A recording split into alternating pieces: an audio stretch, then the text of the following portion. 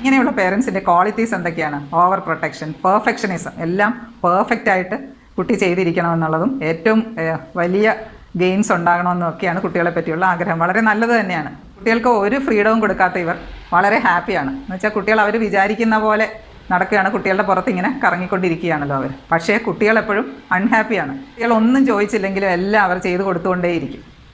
അപ്പോൾ ഇവർ കുട്ടികളെ സ്നേഹം കൊണ്ടും കൺട്രോൾ കൊണ്ടും വീർപ്പ് മുട്ടിക്കുകയാണ്. അത് ഒരു വിധത്തിൽ നല്ല കാര്യമാണ്. പക്ഷേ ഈ ഹെലികോപ്റ്റർ പേരൻസ് എന്തെല്ലാം ദോഷമാണ് കുട്ടിയുടെ ജീവിതത്തിൽ ഉണ്ടാക്കുന്നതെന്ന് നമുക്ക് നോക്കാം. കുട്ടികൾക്ക് പ്രായത്തിനനുസരിച്ച് ഓരോ ഡെവലപ്മെൻറ്റ്സും ഓരോ കാര്യപ്രാപ്തിയും വേണ്ടതാണല്ലോ.